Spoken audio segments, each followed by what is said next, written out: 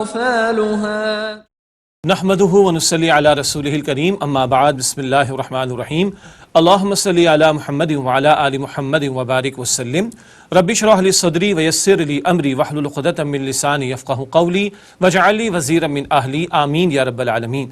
ناظرین کرام السلام علیکم ورحمۃ اللہ وبرکاتہ۔ مطالبات قرآن سیریز میں آپ کو خوش آمدید کہتے ہیں۔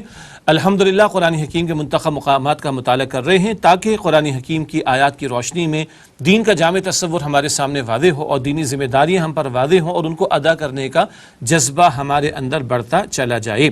قرآن حکیم کے منتخب مقامات کا مطالعہ کرتے ہوئے مطالبات قرآن سیریز کے چوتھے حصے کا ہم مطالعہ کر رہے ہیں اور چوتھے حصے کا تیسرا درس ہم نے مکمل کیا تھا پچھلی نشست میں، اور وہ سورہ صف کے بیان پر مشتمل تھا جس میں نبی کریم صلی اللہ علیہ وآلہ وسلم کے مقصد بعثت کو بیان کیا گیا، کیوں آپ کو رسول بنا کر بھیجا گیا، کیوں آپ کو قرآن حکیم عطا کیا گیا، کیوں دین حق عطا کیا گیا، لیظہرہ علی الدین کلہ، اس دین حق کو کل نظام زندگی پر آپ غالب فرما دیں۔ یہ بیان سورہ صف کے تعلق سے پچھلی مرتبہ مکمل ہوا تھا۔ آج اس سیریز کے چوتھے حصے کا چوتھا درس ہے، حصہ چہارم، درس چہارم۔ اس کا ٹائٹل ہے انقلاب نبوی صلی اللہ علیہ وآلہ وسلم کا اساسی منہج۔ اساس کہتے ہیں بنیاد کو، منہج کہتے ہیں طریقہ کار کو۔ تو نبی اکرم صلی اللہ علیہ وسلم نے جو انقلاب برپا فرمایا عظیم ترین، اس کا بنیادی طریقہ کار کیا تھا، وہ افراد کیسے تیار ہوئے، وہ محنت جو ہوئی وہ کن افراد کے ذریعے ہوئی، وہ افراد کیسے تیار ہوئے، یہ اساسی منہج، بنیادی طریقہ کار، اس پر ہم کلام کریں گے انشاءاللہ تعالی سورۃ الجمعہ کی روشنی میں۔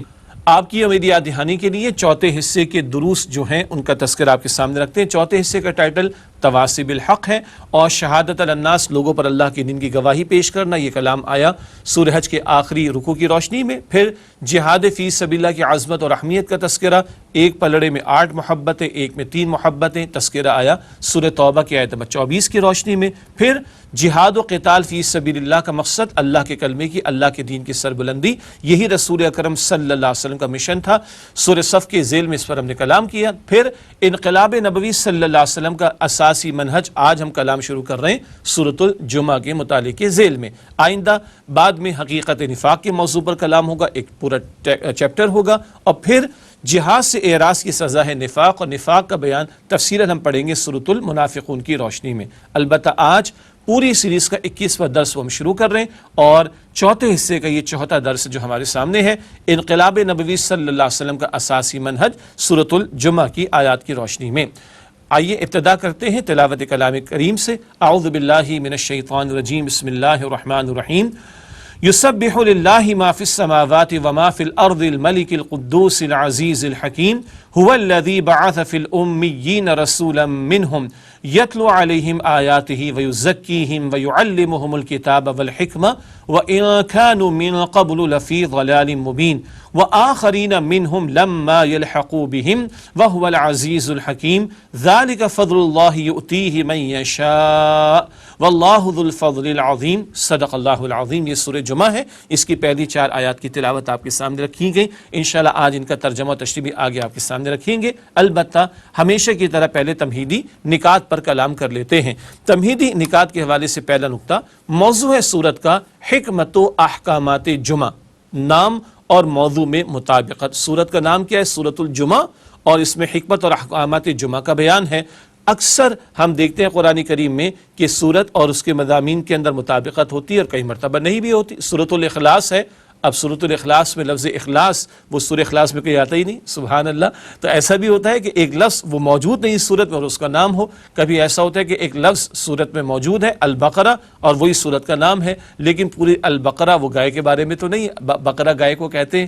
اور کبھی ایسا ہوتا ہے کہ سورت کا جو نام ہوتا ہے اس میں اور اس کے جو موضوعات اور مضامین تو ان میں مطابقت ہوتی ہے۔ اس کی بہترین مثال سورۃ الجمعہ جس کا آج ہم مطالعہ شروع کر رہے ہیں۔ تو حکمت و احکامات جمعہ کا بیان، نام اور موضوع میں یہاں مطابقت نظر آتی ہے۔ سورہ صف اس سے پہلے ہم نے اس کا مطالعہ کیا اور آج ہم سورہ جمعہ کا مطالعہ شروع کر رہے ہیں۔ ان کا آپس کا لنک اور ربط بھی آئیے جانتے ہیں۔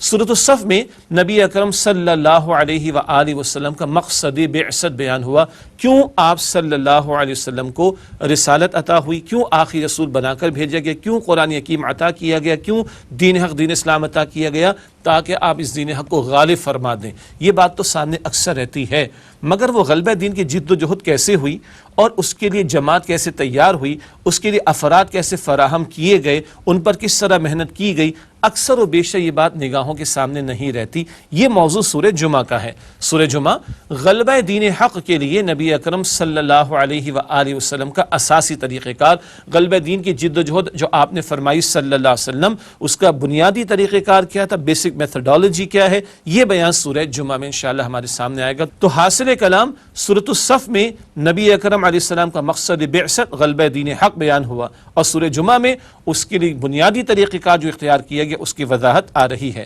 چنانچہ مرکزی مضمون جو ہم پڑھیں گے وہ ہے غلبہ دین کے لیے نبی اکرم صلی اللہ علیہ وسلم کا اساسی طریقہ کار، آیت نمبر 2۔ جیسے آپ کو یاد ہوگا سورہ صف کا ہم نے مطالعہ کیا، 14 آیات اس میں ہے، البتہ پہلے ہم نے آیت نمبر 9 کا مطالعہ کیا تھا جو مرکزی آیت تھی، سینٹرل تھیم، وہاں پر بیان ہوا غلبہ دین یہ مقصد ہے نبی اکرم صلی اللہ علیہ وسلم کی بعثت کا۔ اسی اعتبار سے سورہ جمعہ کی آیت نمبر 2 ابھی فوراً آ جائے گی انشاءاللہ تعالی۔ تو سورہ جمعہ کی آیت نمبر 2 وہ مرکزی مضمون لیے ہوئے ہے، وہ عمود ہے اس سورت کا، جہاں نبی اکرم علیہ السلام کا بنیادی طریقہ کار بیان کیا گیا۔ ایک جملے میں عرض کروں تو وہ قرآن حکیم کے ذریعے محنت کا معاملہ ہے۔ یہ بیان آیت نمبر 2 میں آئے گا، تو سورت کے بقیہ موضوعات و مضامین اس کے ذیل میں انشاءاللہ ہمارے سامنے تفصیلاً آ جائیں گے۔ اس کے بعد چلتے ہیں آیات کے تجزیے کی طرح۔ سورہ جمعہ کا اگر ہم مطالعہ کریں گے تو 4 آیات پہلی اس میں ہم دیکھیں گے اجتماع جمعہ کی حکمت، قرآن حکیم کا پڑھنا پڑھانا اور اس کی اہمیت کا تذکرہ ہے۔ جمعے کے متعلق گفتگو سورت کے آخر میں آئے گی، لیکن پہلی آیات میں ہم قرآن حکیم کے تعلق سے اہمیت کو دیکھیں گے جو جمعے کے اجتماع کی حکمت ہے۔ کیوں؟ جمعے کو جمعہ بنانے والی شے خطبہ جمعہ ہے۔ ظہر کے 4 فرض ہم ادا کرتے ہیں، جمعے کی رکعتیں کتنی رہ گئیں؟ 2 کہاں گئیں؟ وہ 2 خطبے عطا ہوئے۔ جی امام صاحب خطبہ دے کے درمیان میں بیٹھتے نا تھوڑی دیر کے لیے، تو 2 خطبے، اور ان میں مقصود ہے قرآن کا پڑھنا پڑھانا، سیکھنا سکھانا، قرآن کا بیان، قرآن کا وعظ، قرآن کریم کے ذریعے سے نصیحت کا معاملہ۔ یہ حکمت اجتماع جمعہ کی سورہ جمعہ کی پہلی 4 آیات میں آ جائے گی ہمارے سامنے، قرآن حکیم کے پڑھنا پڑھانا اور اس کی اہمیت کے تعلق سے۔ اس کے بعد اگلی آیات ہیں سورہ جمعہ کی آیت نمبر 5 تا 8، تورات سے متعلق ذمہ داریوں سے یہود کا اعراض اور اس کی وجہ۔ یہود نے تورات کو پس پشت ڈالا، کتاب ان کو عطا کی گئی، پس پشت ڈالا، فراموش کیا، کیوں کیا، اس کی وجہ کیا تھی، یہ بیان ہمارے سامنے آئے گا۔ لیکن یاد رہے جیسے سورہ صف میں ہم نے دیکھا بنی اسرائیل کا ذکر ہماری عبرت کے لیے، پچھلی امت مسلمہ بنی اسرائیل کے 3 ادوار کا ذکر ہم امت مسلمہ نبی اکرم علیہ السلام کی امت کے افراد کے لیے بطور عبرت بیان ہوا، یہی انداز یہاں پر آئے گا۔ آیات 5 تا 8 میں بنی اسرائیل کا ذکر آئے گا جن کو تورات عطا کی گئی مگر انہوں نے پس پشت ڈالا اور اعراض کیا، اس کی وجہ کیا تھی، یہ بیان ہوگا ہماری رہنمائی کے لیے کہ ہم ان وجوہات میں مبتلا نہ ہوں اور قرآن حکیم کو پس پشت نہ ڈال دیں۔ اس کے بعد آخری آیات ہوں گی سورہ جمعہ کی آیات 9 تا 11، احکامات و آداب جمعہ، تفصیلاً انشاءاللہ کرام کریں گے۔ جمعے کے دن کی فضیلت کا بیان، جمعے کے احکامات کا بیان، جمعے کے آداب کا بیان، یہ آیات 9 تا 11 کے ذیل میں تفصیل انشاءاللہ ہمارے سامنے آئے گی۔ یوں تمہیدی نکات اور مرکزی موضوع اور آیات کا تجزیہ ہمارے سامنے آ گیا۔ اب آئیے آیات پر غور و فکر کرتے ہیں۔ سب سے پہلے سورہ جمعہ کی پہلی 4 آیات کا مطالعہ ہمارے سامنے آئے گا۔ اجتماع جمعہ کی حکمت ہے قرآن حکیم کا پڑھنا پڑھانا اور اس کی اہمیت، یہ وضاحت بھی انشاءاللہ اس ذیل میں ہمارے سامنے آ جائے گی۔ سورہ جمعہ کی پہلی آیت ہے، آئیے اس کا ترجمہ کرتے ہیں۔ یسبح للہ ما فی السماوات و ما فی الارض، پاکی بیان کرتی ہے اور کرے گی اللہ کی ہر وہ شے جو آسمانوں میں ہے اور جو زمین میں ہے، الملک القدوس العزیز الحکیم، جو کہ بادشاہ، پاکیزہ ذات، زبردست حکمت والا ہے۔ یہ سورہ جمعہ کی پہلی آیت کا ترجمہ۔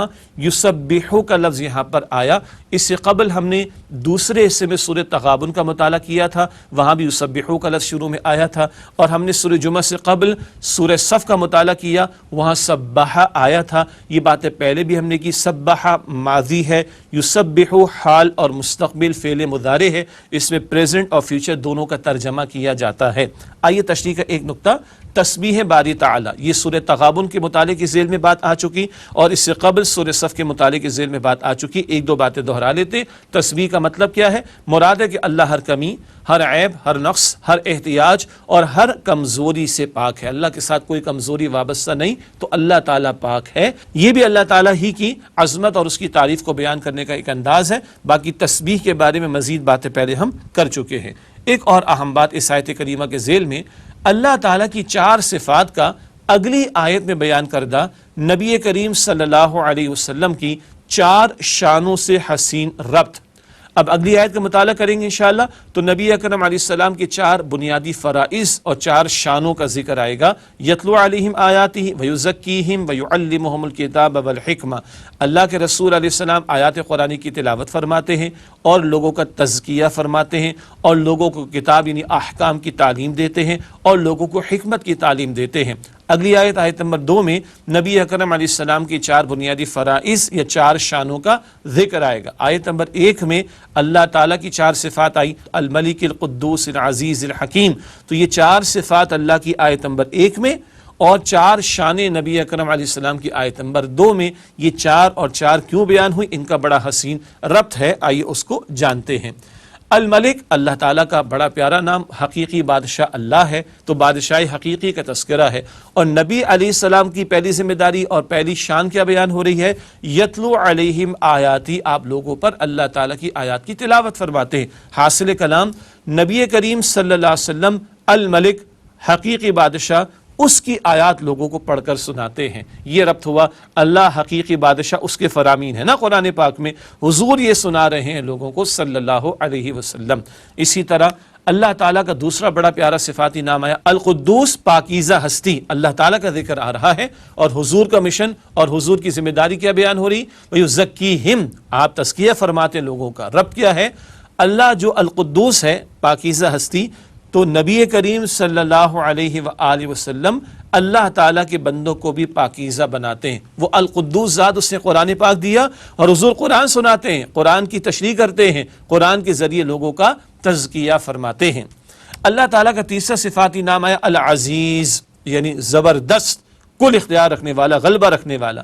حضور کی شان کیا بیان ہو رہی ہے صلی اللہ علیہ وسلم، وَيُعَلِّمُهُمُ الْكِتَابَ، آپ کتاب یعنی احکام کی تعلیم لوگوں کو دیتے ہیں۔ رب کیا ہوا، اللہ جو زبردست غالب ہے، نبی کریم صلی اللہ علیہ وآلہ وسلم اس کے احکامات لوگوں کو سکھاتے ہیں۔ یہ ربط ہوا اللہ تعالیٰ کی تیسری صفت اور حضور علیہ السلام کی تیسری ذمہ داری کے بیان میں۔ چوتھا بڑا دلچسپ اور بڑا واضح ربط ہے الحکیم، اللہ کا چوتھا صفاتی نام آیا اس آیت میں، الحکیم کمال حکمت والا، کمال حکمت والا، اللہ کے ہر فیصلے میں حکمتیں ہوا کرتی ہیں۔ اور حضور کی شان کیا ہے صلی اللہ علیہ وسلم، والحکمہ، آپ حکمت کی باتیں سکھاتے ہیں۔ رب کیا ہوا، الحکیم ذات اللہ، اس کے پیغمبر صلی اللہ علیہ وسلم نبی مکرم، اور اللہ قرآن پاک عطا کر رہا ہے حضور کو، اور حضور کیا کر رہے ہیں، نبی کریم صلی اللہ علیہ وسلم اس کی عطا کردہ حکمت کی تعلیم لوگوں کو دیتے ہیں۔ یہ بڑا پیارا ربط ہوا، 4 صفات اللہ تعالیٰ کی، 4 صفاتی نام اللہ کی پہلی آیت میں، اور 4 نبی علیہ السلام کے فرائض دوسری آیت میں، اور یہ 4 جمع 4 کا بڑا حسین ربط ہمارے سامنے آ گیا۔ ناظرین کرام ایک وقفہ لیتے ہیں، اس کے بعد انشاءاللہ سورہ جمعہ کی آیت نمبر 2 کا مطالعہ آپ کے سامنے رکھیں گے۔ ملاقات ہوتی ہے ایک وقفے کے بعد۔ السلام علیکم ورحمۃ اللہ وبرکاتہ۔ السلام علیکم ورحمۃ اللہ وبرکاتہ۔ ناظرین ہم خوش آمدید کہتے ہیں آپ کو۔ سورہ جمعہ کا ہم نے مطالعہ شروع کیا اور پہلی آیت کا مطالعہ مکمل ہوا، جس میں اللہ تعالیٰ کی 4 صفات کا ذکر آیا، 4 صفاتی ناموں کا ذکر آیا، تسبیح کا ذکر بھی آ گیا، اور 4 صفاتی ناموں کے ساتھ نبی علیہ السلام کے 4 کاموں اور 4 شانوں کا ربط وہ ہم نے جانا۔ اب آئیے آیت نمبر 2 جو کہ مرکزی آیت اس سورت کی، جس میں تفصیل درکار ہوگی، اس کا مطالعہ شروع کرتے ہیں۔ سورہ جمعہ آیت نمبر 2، اعوذ باللہ من الشیطان الرجیم، بسم اللہ الرحمن الرحیم۔ هو الذی بعث فی الامیین رسولا منہم، وہی ہے اللہ جس نے امیین میں ایک رسول صلی اللہ علیہ وسلم کو بھیجا انہی میں سے، یتلو علیہم آیاتہ، جو ان کو اللہ کی آیتیں پڑھ پڑھ کر سناتے ہیں، ویزکیہم، اور ان کا تزکیہ کرتے ہیں، ویعلمہم الکتاب والحکمہ، اور ان کو کتاب اور دانائی سکھاتے ہیں، وَإِن كَانُوا مِن قَبْلُ لَفِي ضَلَالٍ مُبِينٍ، اور یقیناً پہلے تو یہ لوگ کھلی گمراہی میں تھے۔ یہ سورہ جمعہ کی آیت نمبر 2، نبی علیہ السلام کو رسول بنا کر بھیجے جانے کا ذکر امیین کے درمیان میں، اور نبی علیہ السلام کی 4 ذمہ داریوں کا تذکرہ، اور بتایا جا رہا ہے حضور کی آمد سے قبل صلی اللہ علیہ وسلم، قرآن کریم کے آنے سے پہلے یہ لوگ کھلی گمراہی میں مبتلا تھے۔ اب آئیے یہ آیت کیونکہ مرکزی آیت ہے، اس میں قرآن پاک کے تعلق سے کلام آ رہا ہے، قرآن کریم کے پڑھنے پڑھانے کی اہمیت کا ذکر آ رہا ہے، اور یہی پڑھنا پڑھانا قرآن کا اور اس کے ذریعے واعظ و نصیحت جمعے میں بھی مطلوب ہے، تو جمعے کی حکمت کا بیان بھی آ رہا ہے، نبی علیہ السلام کے بنیادی طریقہ کار کا بھی تذکرہ آ رہا ہے۔ آئیے اس آیت کریمہ کی تشریح کی طرف چلتے ہیں۔ اس حوالے سے سب سے پہلا نقطہ یہ آیت اس صورت کا عمود ہے جس میں غلبہ دین کے لیے نبی کریم صلی اللہ علیہ وسلم کے اساسی طریقہ کار کو واضح کیا گیا. یہ صورت کی مین تھیم، سینٹرل آئیڈیا ہے. اور جیسے سورہ صف کی آیت نمبر 9 میں ہم نے سمجھا تھا کہ نبی علیہ السلام کا مقصد کیا ہے بعثت کا، غلبہ دین کی جد و جہد، اور پھر صورت کے مضامین کو اسی کی ذیل میں ہم نے جانا تھا. اس صورت کا، سورہ جمعہ کا بھی عمود یہ آیت کریمہ ہے جہاں نبی اکرم علیہ السلام کی جو انقلابی جد و جہد ہے اس کے اساسی طریقہ کار، اس کی بنیادی طریقہ کار کو بیان کیا جا رہا ہے. اس آیت کریمہ کی تفصیل میں اگلا نقطہ، انقلاب نبوی صلی اللہ علیہ وسلم کی دو بے مثال شانیں. اللہ کے نبی علیہ السلام کا انقلاب تاریخ انسانی کا ہمہ گیر انقلاب ہے، بلکہ جامع ترین انقلاب ہے اور کوئی مثال پیش نہیں کی جا سکتی. دو خاص باتیں کیا ہیں اس انقلاب میں جو نبی صلی اللہ علیہ وسلم نے بیان فرمائی؟ پہلی بات، آپ صلی اللہ علیہ وسلم کا برپا کردہ انقلاب ایک ہمہ گیر انقلاب تھا جس نے انسانی زندگی کے انفرادی اور اجتماعی تمام گوشوں کو یکسر بدل کر رکھ دیا. دنیا میں انقلاب آیا کبھی ماضی میں روس میں، اور وہاں ذرا معیشت کے میدان میں تھوڑی تبدیلی آ گئی، نہ سیاست میں تبدیلی، نہ معاشرت میں، نہ گھریلو زندگی میں، نہ اور معمولات میں. فرانس میں کبھی انقلاب آ گیا، بادشاہت ختم ہو گئی اور جمہوریت آ گئی جو ان کے نزدیک بہت بڑا ان کا معاملہ ہے اور بہت بڑی کامیابی ہے. بہرحال تو سیاسی نظام بدل گیا فرانس میں، لیکن معیشت کا نظام، معاشرت کا نظام، لوگوں کے عقائد، لوگوں کے اعمال، گھریلو زندگی، اس میں کوئی تبدیلی واقع نہ ہوئی. یہ جزوی انقلابات ہیں جن کو دنیا جانتی ہے، لیکن نبی اکرم صلی اللہ علیہ وسلم کا جو انقلاب تھا اس میں تو بتا دیا جائے کیا بدلا نہیں ہے، سب کچھ تو بدل گیا. عقائد ہو، اعمال ہو، عبادات ہو، خوشی ہو، غمی ہو، رسومات ہو، گھر ہو، کاروبار ہو، معاشرت ہو، تجارت ہو، معیشت ہو، عدالت ہو، ریاست ہو، سیاست ہو، زندگی کا کوئی گوشہ ہو، ہر ایک یکسر بدل گیا. یہ پہلی شان ہے رسول اللہ صلی اللہ علیہ وسلم کے انقلاب کی، جو ہمہ گیر انقلاب تھا اور انسانی زندگی کے انفرادی گوشے ہوں، اجتماعی گوشے ہوں، سب کو اس انقلاب نے بدل کر رکھ دیا. اور یہ بات مسلمان ہی کیا غیر مسلم بھی ماننے پر مجبور ہیں. اور دوسری شان کیا ہے نبی علیہ السلام کے عظیم ترین انقلاب کی؟ نبی اکرم صلی اللہ علیہ وسلم نے صرف ایک ہی لائف اسپین اور 21 برس کے مختصر عرصے میں انقلاب برپا کر دیا. 21 برس کیوں کہا جا رہا ہے؟ فتح مکہ 8 ہجری میں ہو رہی ہے. اللہ اکبر جی. ایک لائف اسپین کا مطلب دنیا میں کوئی کتاب لکھتا ہے، کوئی داس کیپیٹال کی کتاب لکھ دی کسی نے، اور لینن کے ہاتھوں کو تحریک کا معاملہ چلا، کتاب کہیں لکھی گئی، تحریک کہیں چلی، نظام کسی کے دور میں تھوڑا سا بدلا، کوئی انقلابی گوشہ کوئی بدل گیا، کوئی زندگی کا اجتماعی گوشہ بدل گیا. لیکن رسول اللہ علیہ السلام اکیلے پوری دنیا میں کھڑے ہوئے. خود آپ نے نظریہ پیش کیا توحید کا، خود آپ نے دعوت پیش کی، خود آپ نے جماعت بنائی، جماعت کو لیڈ کیا، تیار کیا، باطل سے ٹکرایا اور اللہ کا دین غالب ہوا، اور آپ کی حیات مبارکہ میں آپ کے مبارک ہاتھوں غالب ہوا. تو دنیا اول تو جو انقلابات دنیا جانتی ہے وہ جزوی ہیں، ان میں بھی کوئی داس کیپیٹل کتاب کہیں لکھتا ہے، کوئی تحریک کہیں برپا ہوتی ہے، نتائج کہیں نکلتے ہیں، اور کسی کے ہاتھوں تحریک چلتی، نتیجہ کسی اور کے ہاتھوں سامنے آ رہا ہوتا ہے ظاہری اعتبار سے. لیکن رسول اللہ علیہ السلام کے انقلاب کی شان کیا ہے؟ ایک لائف اسپین میں 21 برس کے مختصر عرصے میں انقلاب برپا کیا آپ صلی اللہ علیہ وسلم نے. تو اگر انقلاب کو سمجھنا ہے تو محمد مصطفیٰ صلی اللہ علیہ وسلم کی سیرت کا مطالعہ اس اینگل سے بھی کرنے کی ضرورت ہے. بات آگے بڑھاتے ہیں. انقلاب کے 6 مراحل سیرت النبی صلی اللہ علیہ وسلم کی روشنی میں. ہم تو مسلمان ہیں اور اللہ کے پیارے رسول علیہ السلام کو مانتے ہیں، ان کی سیرت کا مطالعہ کرتے، بات واضح ہے. لیکن آج اگر کوئی بالکل ان بائس ہو کر، غیر متعصب ہو کر انقلاب کے مراحل کو سمجھنا چاہے تو یہی بات اس کے سامنے آئیں گی جو مراحل انقلاب کے رسول اللہ صلی اللہ علیہ وسلم کی حیات طیبہ سے ہمارے سامنے آ رہے ہوتے ہیں. نمبر 1، دعوت دینا، پریچنگ. اگر کوئی برا نظام کھڑا ہے تو غلط نظام کھڑا ہے تو اس نظام کو الٹ دینے کے لیے کوئی انقلابی نظریہ ہونا چاہیے. تو انقلابی نظریے کی نشر و اشاعت یہ پہلا کام ہوگا، دعوت پیش کرنا. نمبر 2، تنظیم بنانا، آرگنائزیشن. جس نظریے کو آپ نے پیش کیا ہے، ہم نے پیش کیا ہے، مراد جو انقلاب لانا چاہتے ہیں، نظام کو بدلنا چاہتے ہیں، تو اس نظریے کو قبول کرنے والوں، دعوت قبول کرنے والوں کو منظم کرنا. کیوں؟ نظام کی تبدیلی اکیلے ممکن نہیں، اس کے لیے افراد چاہیے. تو افراد جو اس نظریے کو قبول کریں گے ان کو منظم کرنا پڑے گا. نمبر 3، تربیت دینی ہوگی، ٹریننگ کرنی ہوگی. منظم ہونے والوں کی انقلاب کی نوعیت کے اعتبار سے تربیت کرنا. جیسا انقلاب برپا کرنا ہے، خالص دنیاوی زبان میں اگر ہم بات کریں، جیسا انقلاب برپا کرنا ہے ویسی تربیت کرنی ہوگی. تو جس قسم کا نظریہ اس قسم کی تربیت، جیسا انقلاب برپا کرنا ہے ویسی تربیت کرنا ہوگی، لیکن بہرحال منظم کر کے لوگوں کی تربیت کرنی ہوگی انقلابی جد و جہد کے لیے۔ نمبر 4، صبر محض یعنی پیسو ریزسٹنس کا معاملہ، مناسب قوت کی فراہمی تک ہر طنز و تشدد کے مقابلے میں جوابی اقدام کیے بغیر اپنے موقف پر ڈٹے رہنا۔ یہ بات ہم نے کچھ جہاد فی سبیل اللہ کے موضوع میں بھی بیان کی ہے۔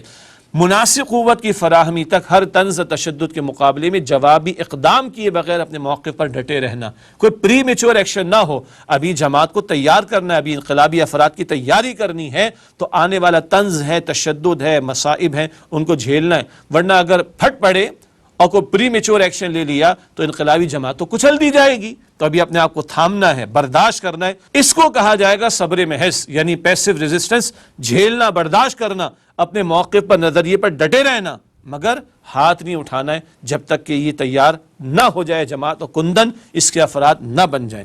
ہاں اگلا مرحلہ بھی آئے گا کسی وقت، اور وہ ہے اقدام کا معاملہ۔ مناسب قوت و اسباب فراہم ہوتے ہی نظام باطل کی کسی دکھتی رگ کو چھیڑنا۔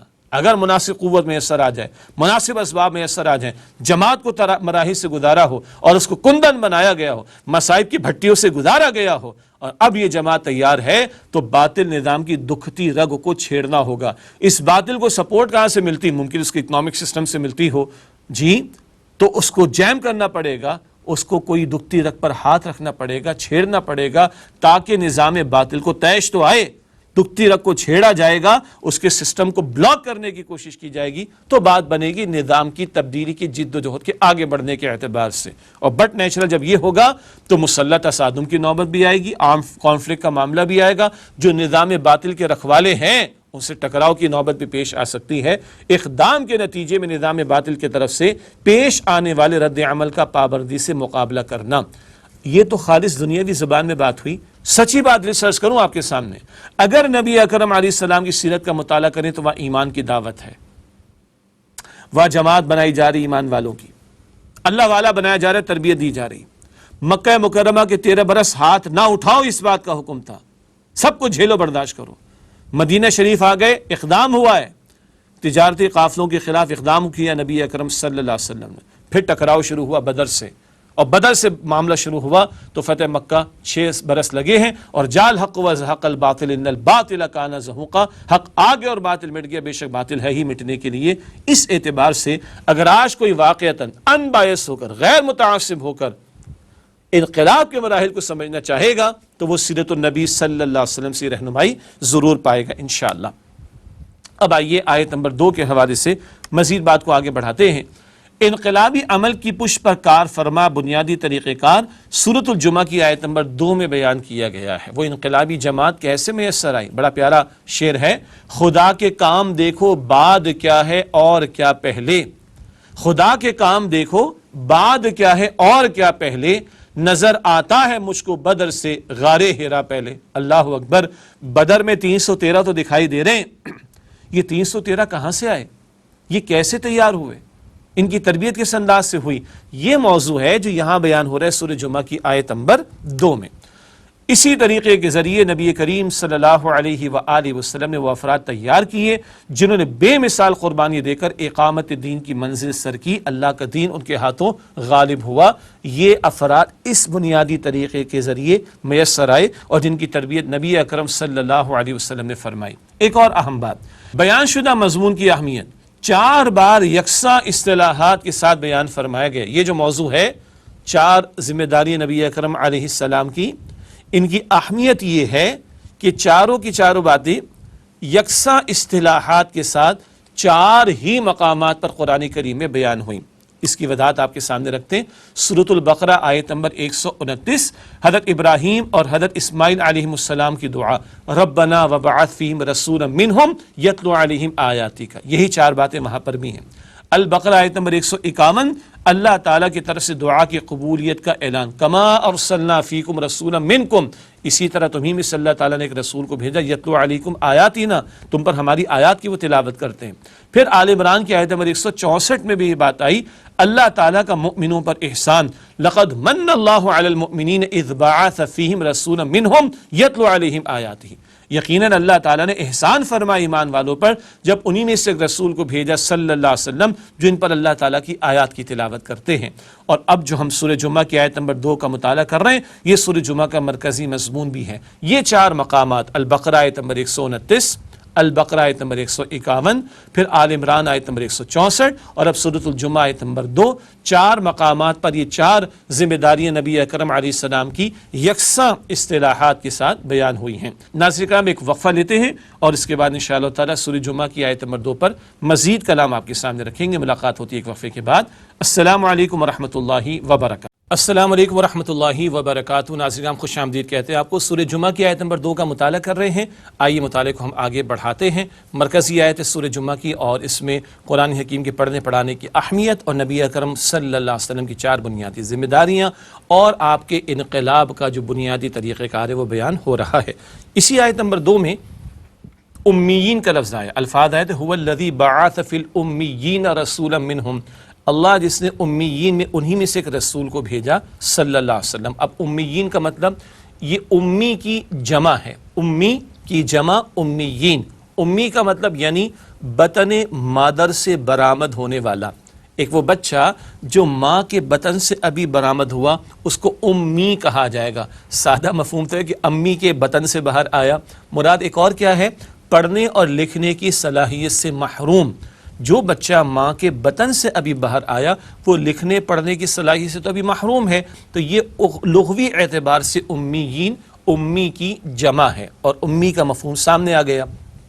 عربوں کو اس معنی میں بھی امیین کہا گیا کہ جو الہامی تعلیم تورات وغیرہ کی بنی اسرائیل کے لوگوں کے پاس تھی، یہود کے پاس تھی، ان عربوں کے پاس نہیں تھی۔ صدیوں سے کوئی پیغمبر اور کوئی کتاب یہاں پر نہیں آئی۔ اسماعیل علیہ السلام کے 2500 برس کے بعد آ رہے ہیں رسول اکرم صلی اللہ علیہ وآلہ وسلم۔ بہت ذہن میں رہے یہ بات۔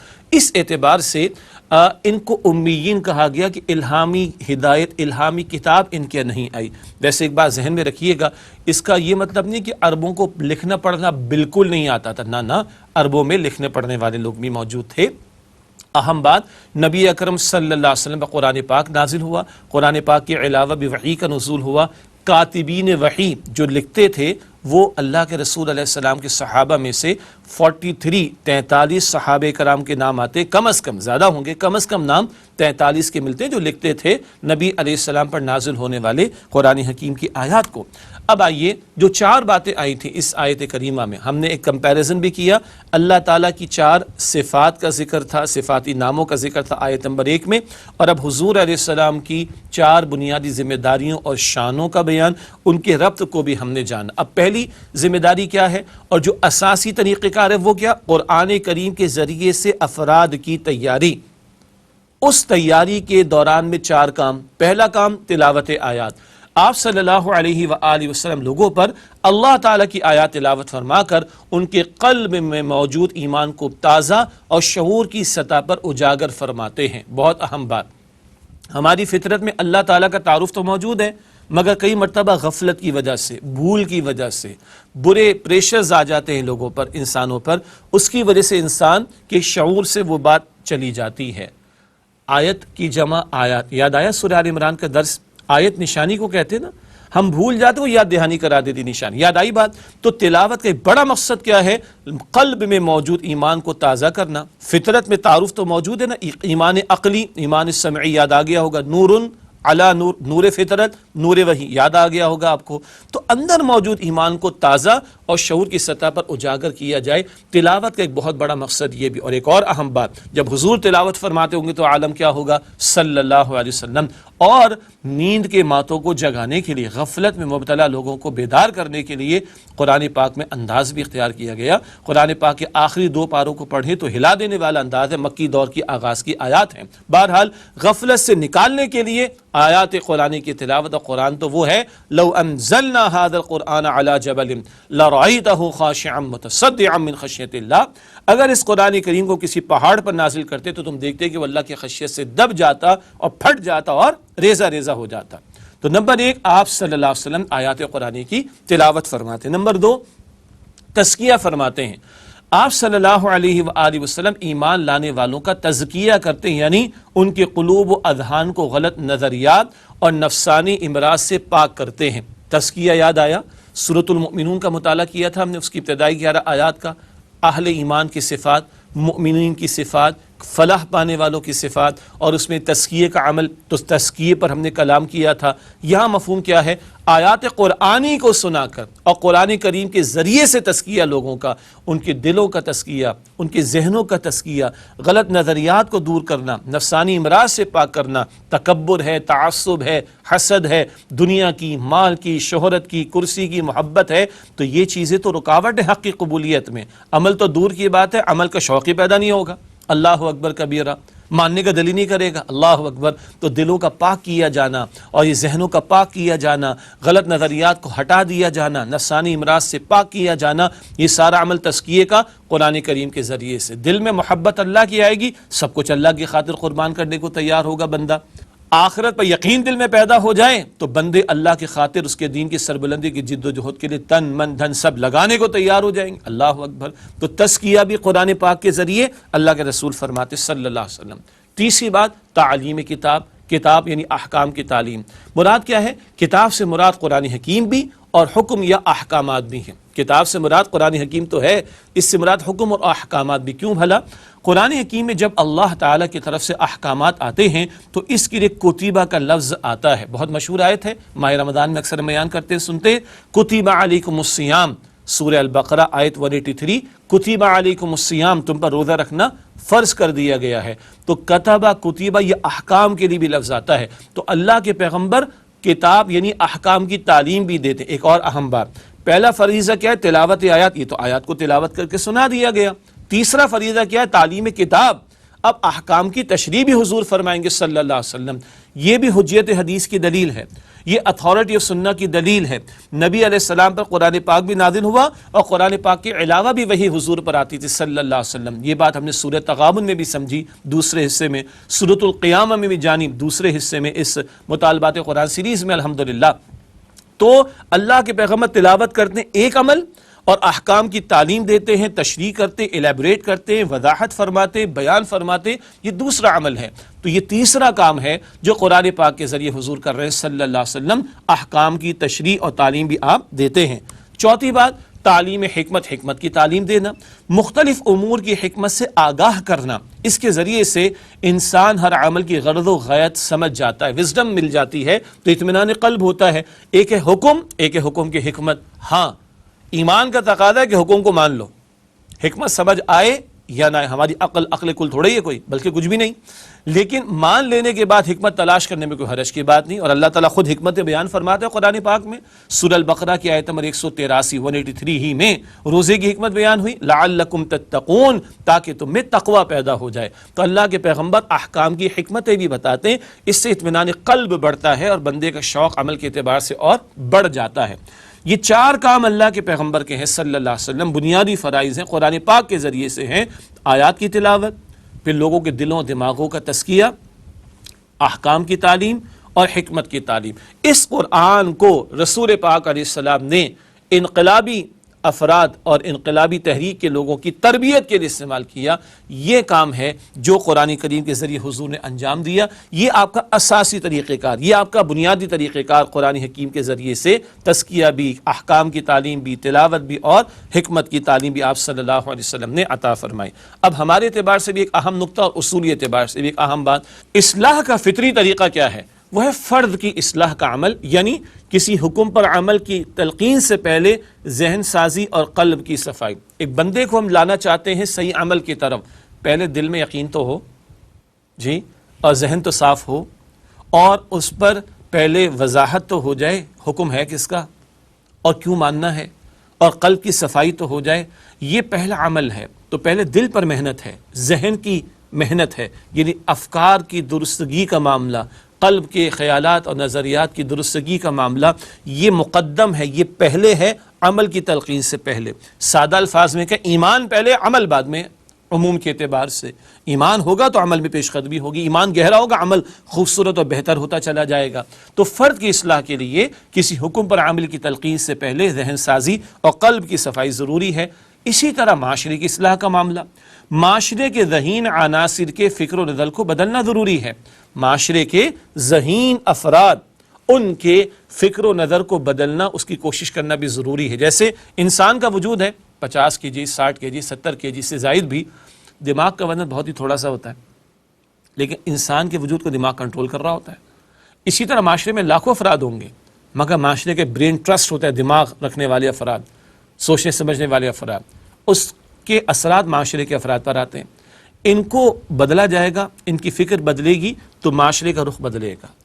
تو جیسے فرد پر محنت کرنی ہے فکر کے اعتبار سے، ذہن سازی کے اعتبار سے، قلب کی صفائی کے اعتبار سے، معاشرے کا ذہین طبقہ، وہ معاشرے کا برین ٹرسٹ ہوتا ہے، اس کی فکر کو بدلنا اور ذہن سازی کرنا بھی ضروری ہے۔ آج ہم بھی اگر اپنے معاشرے کی اصلاح چاہتے ہیں تو ہمیں بھی قریہ قریہ اور بستی بستی قرآن حکیم کی تعلیمات کو لوگوں تک پہنچانا ہوگا۔ اس قرآن حکیم کی تلاوت بھی، اس کے ذریعے تزکیہ بھی، اس کے احکام کی تعلیم بھی، اس کی حکمتوں کا بیان بھی، یہ نبوی طریقہ کار ہے اصلاح کا اور انقلابی جد و جہد کے لیے محنت کرنے والے افراد کی تیاری کا، یہی ہمیں بھی اختیار کرنا ہوگا انشاءاللہ۔ اس کے بعد سورہ جمعہ کی آیت نمبر 3 ہے، وَآخَرِينَ مِنْهُمْ لَمَّا يَلْحَقُوا بِهِمْ، اور کچھ دوسرے بھی ہیں جو ابھی ان امیین کے ساتھ شامل نہیں ہوئے، وَهُوَ الْعَزِيزُ الْحَكِيمُ، اور وہ غالب اور حکمت والا ہے۔ یہاں آیت نمبر 3 میں جو ترجمہ ہوا، اس سے ایک اور نقطہ بھی سامنے آ رہا ہے، اس کے ذیل میں تشریح ہے۔ نبی کریم صلی اللہ علیہ وسلم کی بعثت کے دو رخ، پہلے امیین کا ذکر تھا، اب آخرین کا ذکر ہے۔ تو نبی اکرم علیہ السلام کی بعثت کے دو رخ ہیں، پہلا بعثت خصوصی، امیین یعنی اہل عرب کی طرف جن کی زبان میں قرآن نازل ہوا، بالخصوص حضور ان کی طرف اولاً کہ جن کی زبان میں قرآن نازل ہوا، عربی بولتے تھے اہل عرب، ان کی زبان میں قرآن پاک نازل ہوا، لیکن حضور کی بعثت عمومی بھی ہے اور وہ تمام انسانیت کے لیے، رہتی دنیا تک کے لیے، قیامت تک آنے والے تمام انسانوں کی طرف حضور کی بعثت کا معاملہ ہے۔ آپ رحمت للعالمین اور للناس، تمام انسانوں کے لیے اللہ کے رسول ہیں۔